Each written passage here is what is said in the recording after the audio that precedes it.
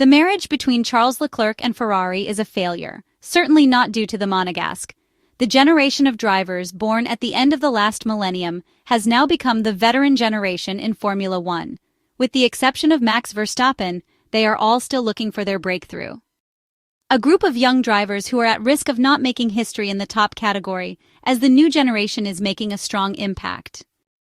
Oscar Piastri is clearly ready to fight for the Formula One world title, and Kimi Antonelli is showing signs of his talent, which Toto Wolff wants to build Mercedes' future successes upon. In Formula One, more than in other sports, success is the result of human skill combined with the technical excellence of the car.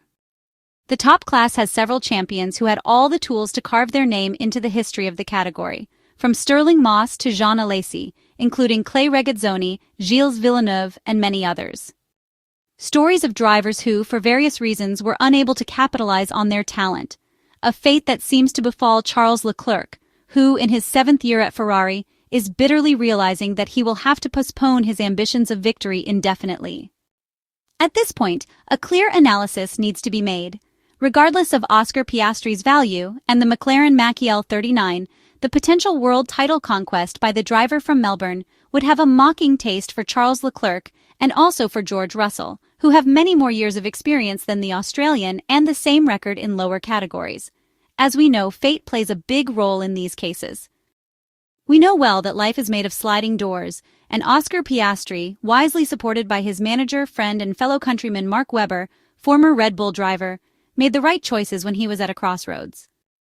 Imagine him now in Alpine. We would still be talking about a great driver, but with a much less impressive career path, possibly compromised by how things are going in Formula One.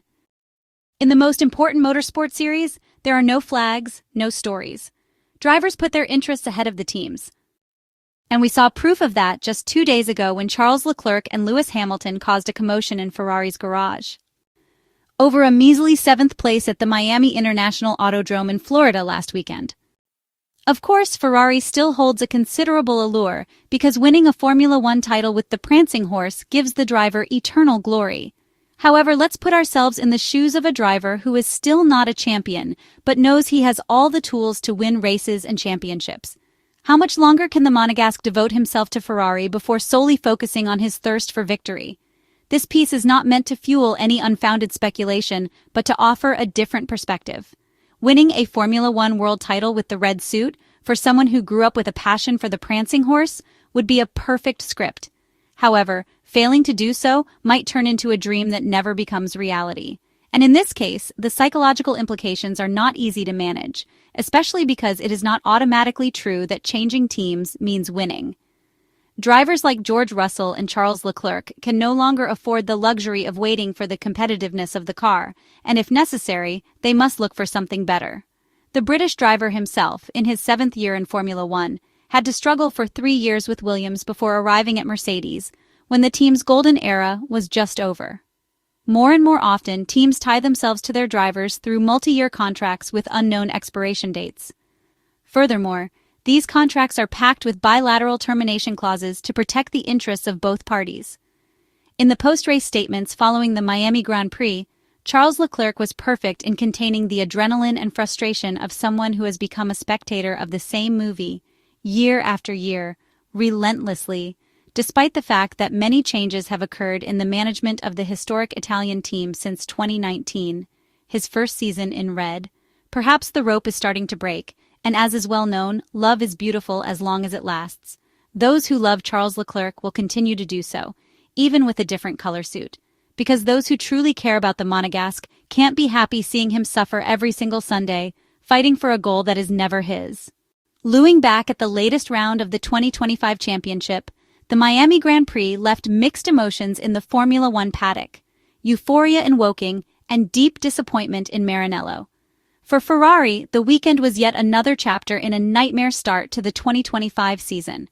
The SF25 single-seater delivered a disastrous performance, worsened by strategic errors and driver frustrations. Meanwhile, the McLaren's papaya-colored cars dominated, with Max Verstappen being the only one to offer a true challenge in an otherwise uneventful race. Ferrari's problems became apparent from the start. The weekend was plagued by a series of mistakes, both on and off the track. During the race, Charles Leclerc and Lewis Hamilton engaged in heated radio exchanges as the two drivers battled for a measly 7th place.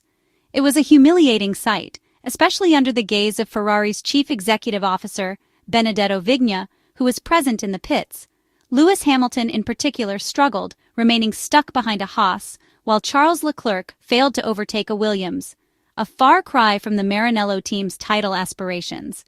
These incidents highlighted a larger issue, the clear lack of competitiveness of the SF25 and a questionable development direction.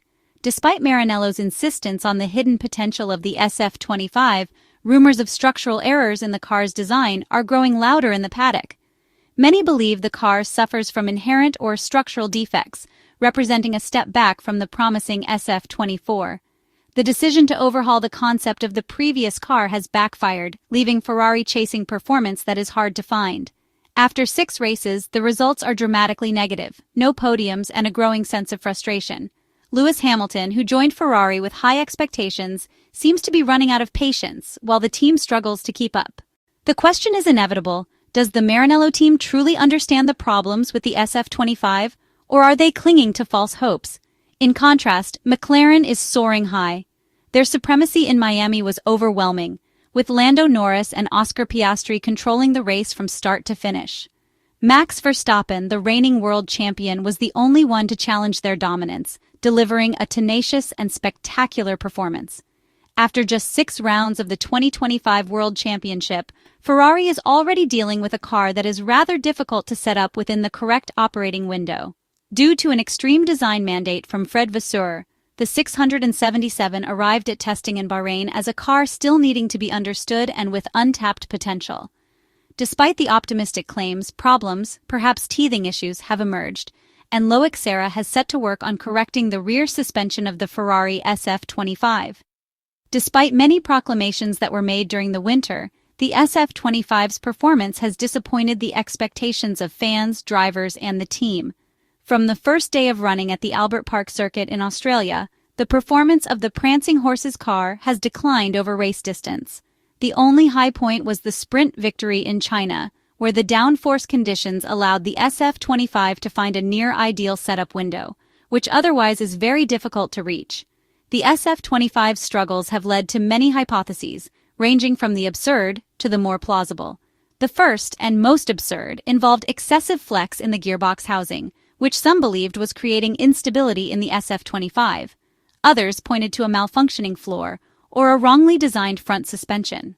Ultimately, however, the issue turned out to be with the rear suspension, something that we had already identified as early as the first round of the 2025 Formula One season, the Australian Grand Prix.